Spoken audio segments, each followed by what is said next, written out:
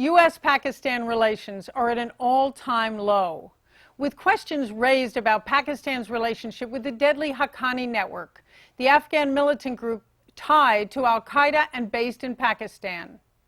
As America marks the 10th anniversary of the Afghanistan conflict, relations between Afghanistan and Pakistan are increasingly strained because of the new level of violence that the Haqqani network has brought to the Afghan insurgency. Domestically, Pakistan remains hard hit by the floods, and UN officials warned that humanitarian agencies are running out of resources to assist those affected in southern Pakistan. We are speaking with Pakistan's UN ambassador, Abdullah Hussein Haroon. I'm Pam Falk for CBS News at UN headquarters. Obama administration officials have blamed the Haqqani network with bringing a new level of violence to the Afghan insurgency. Yet, the Wall Street Journal reports that U.S. officials this summer secretly met with leaders of the Haqqani network in an effort to draw them into talks on winding down the war. Tell us, what is the relationship between the Pakistani intelligence and the Haqqani network, in your own words? Pamela, a very good afternoon to you, and it's a good afternoon. Welcome. It's sunny in New York, the skies are smiling upon all of us. The controversy. Well, I don't know what to say. Admiral Mullen finally woke up after many years and said something. Why wasn't it said all these years? Forewarned is forearmed. Well, that's his choice, I guess. It's what you call in America a parting kick, perhaps. Rather inappropriate. We then move to the factor, who is Haqqani? For those of your viewers who don't know, Haqqani is the man who was fated for lunch or tea, whatever it was, at the White House many years ago with President Reagan, and his father was also fated by President Reagan. Now, these, like many other products, there was also a whole lot of Taliban fated by President Reagan. All those photographs are available on Google, by the way. And all these people, one by one, sometimes with us, sometimes with the Afghans, sometimes with the Americans, they seem to be doing a cocktail circuit that I fail to understand. But unfortunately, we have very little choice in the matter. Ultimately, as they say in Ringo Ringo Roses, they all fold down, and that down happens to be in our lap somehow. I don't know how we actually tend to them, but I do know one thing. With so many fronts in Pakistan, with so many problems in Pakistan, and not, as the Americans say, a lot of money given to us. Claimed 20 billion, the State Bank says it's 16. 10 were given to Musharraf, 7 of which was for services and sites to be used, airfields and other such things. Subsequently, Kerry Lugar, and the disbursement of Kerry Lugar is less than 20% so far over the many years. And each time there's a problem, there's a flood, they say take it from Kerry Lugar. There is a problem in Pakistan, take it from Kerry Lugar.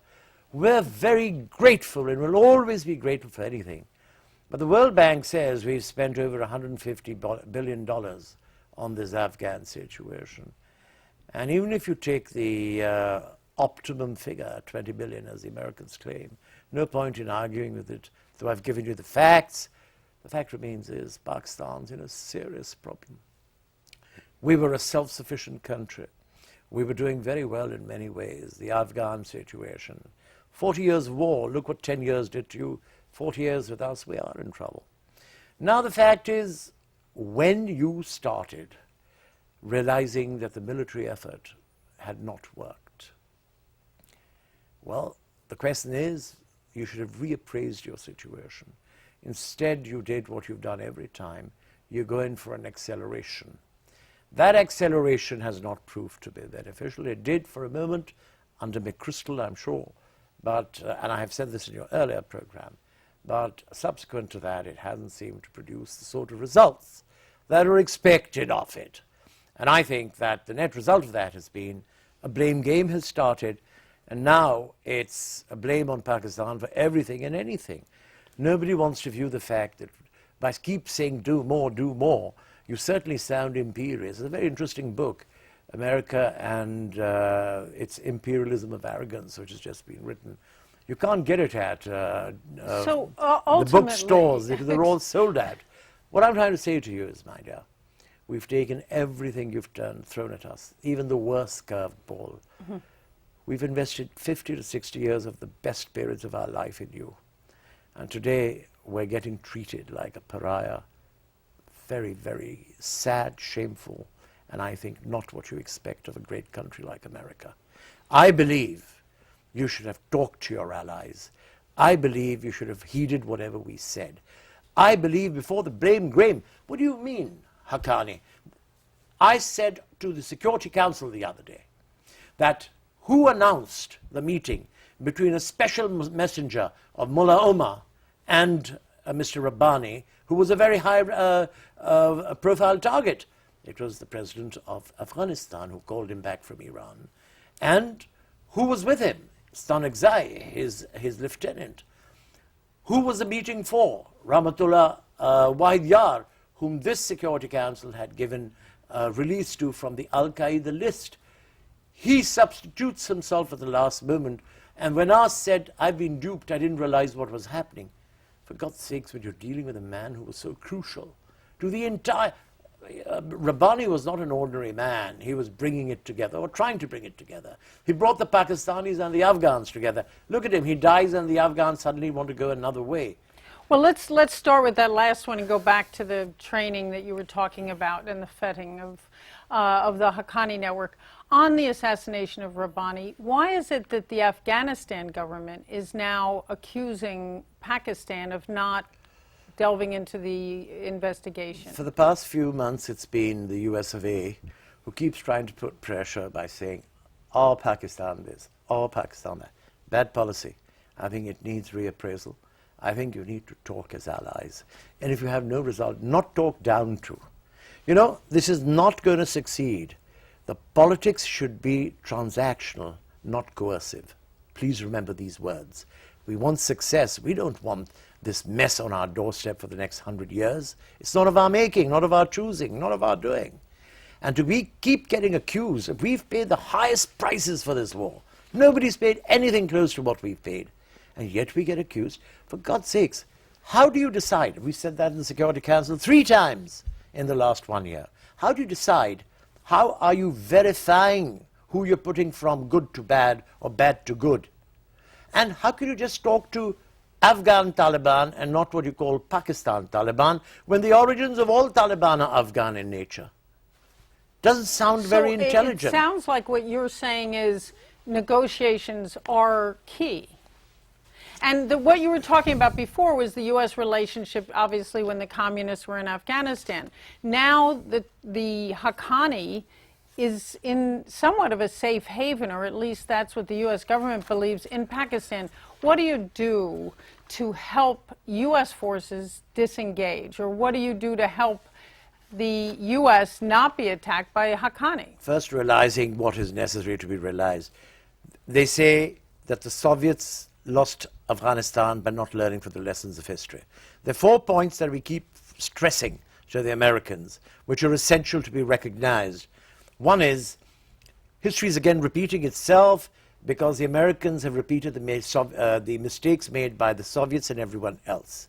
I think we have got to make them understand that history has very many answers within its fold, and we must respect history and try and learn from it. I think by defying history, they overestimated their own capabilities and underestimated those of the Afghan guerrillas. The second mistake was caused by lack of foresight. And I think, again, the mistakes of previous regimes and previous invaders was not reviewed. The third mistake was the misappreciation of the Taliban. And I think this was a major mistake. And I think they have placed the military effort in the wrong place and in the wrong stress. And I believe this needs to be reassessed, because misappreciation of the enemy has always led to military setbacks. And I think there's a very open saying that goes, In a war against insurgency, unless the mission is accomplished within a year, the war tends to drag for years on end, and the soldiers who are basically groomed for conventional war begin to lose their combat effectiveness. And this is where I think the last mistake comes in. The fourth mistake was a failure to identify the terrain and the Hindu Kush and the Pamir Mountains. These major four mistakes contributed to what I call today the impasse which has resulted in Afghanistan. And with all of this, I must tell you that I said this in your program when they set dates for withdrawal. I said, whenever anyone has set dates for withdrawal in Afghanistan, before their armies have effectively left their borders, their imposed government falls and runs with them towards the borders. You have undermined yourselves completely. By setting an exit date. I said this to you previously, if you remember. Yes, absolutely. And also, I think this is very important to be understood, and that is, what is it that you can't talk to us about? You talked about everything, but you just tell us, okay, no. Talk to us, understand us. Now, especially when you say you're leaving, talk to us. And what would be your advice on Haqqani today? First, let me just ask you a direct question. Is there because of this history that the United States did have also with Haqqani, and maybe with secret talks trying to get them around to peace talks, what would you say to do today? And is there a relationship that still exists between the Pakistani intelligence, the ISI, and Haqqani, those allegations? Try to understand one thing. Winston Churchill was talking to the top junta of generals in Germany during the Second World War. Similarly, all over the world, people have to keep accesses open to opposing forces so that they might be able to influence or change events in history. So today, why are you... Oh, let me explain to you. You brought in a government, you removed the kingship and said, we will not restore, not remove, you didn't restore the kingship. You said, no, we're going for democracy. Fine. You go for democracy, the first thing you do is say that these elections which were held were unfair and we cannot accept them. Peter Galbraith, remember that whole thing? Mm-hmm. All right. Then you say, at that time, we followed your lead and said, sacrosanct, elections are okay. Today, you have also said elections are okay. So you've gone from a position of democracy, bad elections, okay elections. We followed you there also. The question is, what were you planning? Then you put the man in a situation that you started talking to the Taliban. The Century Foundation had meetings with Pickering, Brahimi, Laurentis, and many others. I was in these meetings and I said, look, I ask you one question. Have you got Karzai on board? And the answer was he will have to come on board.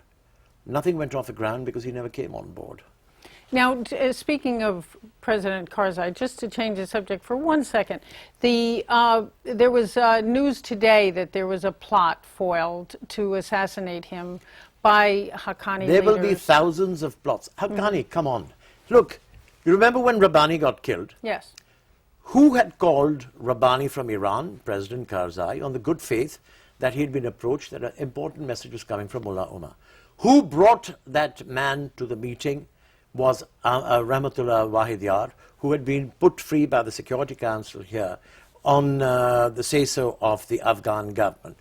Who, because you know the Afghan government was part of the system of removing these people from lists, who then allowed the whole thing to happen, whether by good faith or whether by accident, it happened. He was a high-value target, you should protect him. So those responsible are the Afghan government, really, is what you're saying. Let me say, how does the Haqqani government come in? All of a sudden, a governor of Balak, who doesn't know much else, turns around and says, I'd been approached by a Akhundzada who said to me that these people are from Quetta. So they must be part of the Quetta Shura.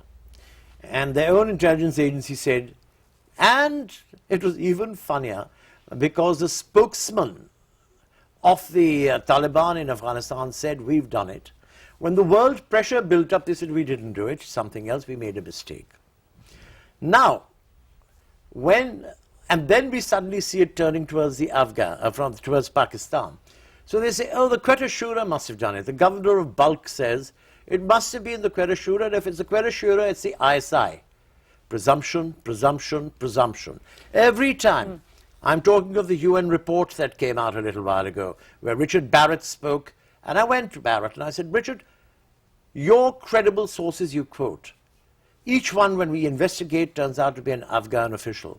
How come Afghan officials who've now joined you are suddenly God's gospel truth, and we who've been in a war with you for 40 years are not believed in? There's something wrong somewhere. And so the Secretary... Just let me finish yes. that. And then you get to another point. All of a sudden, after he finishes, another man stands up, literally on a pathway somewhere, and said, if it is the ISI, and it has been commanded by the government of Pakistan, any jackal hooting in Afghanistan suddenly becomes credible evidence. And Pakistan is, after all these years, we've given you the maximum renditions. We've given you... Do you know in New York why nothing happened on the 11th of May? I beg your pardon, on the 11th of September? Because you gave us a list saying, we think these 3 people, help us find them, may attack New York.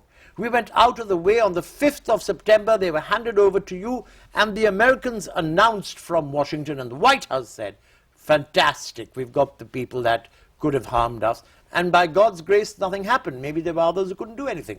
But 3 key people are handed over, if you remember, yes, on the 5th of September. Did you get thanked for it? No. Were the people told of America the reason New York has been safe is the Pakistanis helped us capture these people? So your point is that Pakistan, I don't mean to interrupt because you have such a wealth of information, Pakistan is trying to get rid of Haqqani itself. I have a 60-year investment in this country. I have given the best of my country to this country. We have done everything. We've talked about this before. Who do you think helped end the Vietnam War?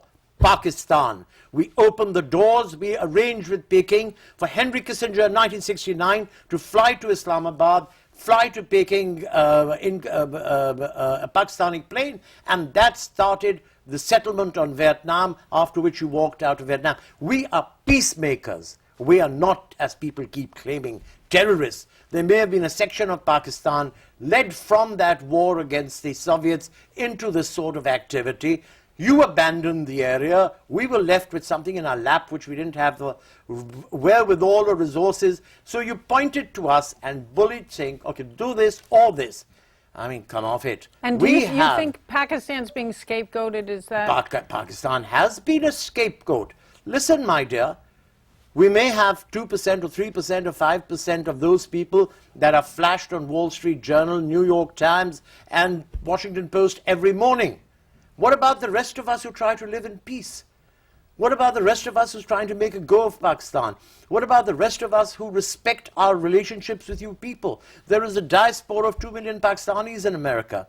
If there was one chap who tried to do mischief in Times Square who was not even a Pakistani, he was an American citizen, how could you blame Pakistan? What about the 1,999,999? What about them? What about all of us who contribute to the arts, to the various aspects of America which you tend to overlook? For God's sakes, let's be fair. So tell me, I wish we could talk all afternoon. Tell me, I appreciate it. What is your message in terms of how can the United States get rid of this Pakistani insurgency, at least the part that's the Haqqani network? In other words, drones, bombing, negotiation. I hate to be so specific, but what's your advice? You know, what I say to you is, let's be clear about one thing. I don't know what got Admiral Mullen started to talk at this late stage, but if I was a president of a country, and one of my underlings, after retiring from duty or on the eve of retirement, suddenly said, blah, blah, blah, the first question I would have asked, you were 5 years or 8 years or 10 years, whatever, 4 years in that post. If you didn't report it then, I would say that is absconding from duty, isn't it? Well, the Defense Secretary, Leon Panetta, has now backed off that a bit and said they want Pakistan to help fight. Do you think but Pakistan is still helping to fight, my dear.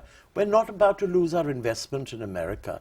Despite everything you do, President Karzai went to Afghanistan. Why did he go to Afghanistan? Because the battle in his mind is over. Having lost Rabbani, having lost even his own brother, he has now tied back towards the Americans a little more conveniently with Abdullah, who said, go to India. We love the Indians. We're talking to the Indians. We're going to try and make peace between India and Pakistan.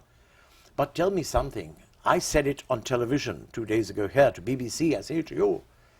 Whether it's the Iranians, Pakistanis, or Indians, or anyone who comes to replace the Americans in Afghanistan will not be friends. The Afghans will call them enemies. Because when the Americans helped the Afghans against the Russians, they were called friends. When they went in themselves, they were called enemies. So first I would tell every power in the region, are you willing to become an enemy? And the answer would be no. Because nobody wants to get involved in this thing. So let's put it this way. But you know, despite that, I can identify one country to you which may unfortunately still stand by you and go in, and that's Pakistan. And look how you are treating us. I am so seriously saddened and indignant on how we've been treated. You can just keep saying, oh, you've done this, oh, you've done... Don't punish Pakistan time and again. You've done it for a long enough time. For what? We have paid a price you haven't paid. 9/11 pales in comparison to the number of deaths within Pakistan for standing by your side. And you can't recognize that? What a shame, if you ask me. What a shame. Well, we will have to go to the administration to respond to that. Please do. But thank you very much. I wish we could talk all afternoon. Thank you for a very comprehensive Pamela, discussion. I reiterate, we've got to sort this problem. Ultimately, remember, when you go into battle and you look around, you'll find few people standing, we'll still be there. But respect us, help our economy recover. We have wasted our economy on you. It's time now that you are making these accusations, and we shall start making these accusations. And for what? We don't want anything for ourselves. And don't keep calling us corrupt and inefficient and mismanaged. That's part of the game called Asia. And you knew all of that. You have dealt with us for 40, 50 years. We may be at an all-time low, but we're there because we have lost our own powers by sharing them with you in a war that we have, seen the rear end of. But I say to you, and I say it very clearly, let's not go into recriminations. It's going to get us nowhere. Let's try and resolve this problem. In resolving this problem, you must have Pakistan by your side. In resolving this problem, if you talk to Taliban as a part of the solution, you can't have a dual policy, talk to some Taliban and not to some. If the question is that Karzai wants to talk to Taliban, then how do you decide which Taliban that is? All Taliban. And you have already talked to Haqqani, as you have said earlier, and I know that. And you've talked to... And there's so much more that I'm still not saying. Say more. No. Let's give peace an opportunity. Yeah. As I said, we are peace builders. I end this program with you, Pamela, by saying we opened the door to China. You remember that? Yes. That's what brought the end of the Vietnam War. We brought China and America together. Today, China is your biggest supporter internationally, isn't it? You know how much of the American economy they're supporting with their money and with their trade and everything else. And so your point is bring My point Pakistan is we should have been in that entire, we should have come into the goodwill. We should have been a part, not that we screws keep getting tightened on us so that we, become a nation of informers and a nation of yes-sayers and a nation of... No, let us return to our past, respect, honor, dignity and pride. And let us be besides your side then in sorting this problem. You cannot solve Afghanistan without Pakistan. And Pakistan cannot be free of its own troubles without Afghanistan first being free of all its troubles. That is the conundrum. And on that note, and some good advice, I thank you very much for being with us. I thank Ambassador Haroon for a very insightful talk. We hope to follow up in the next few months. For CBS News, I'm Pamela Falk from UN headquarters in New York.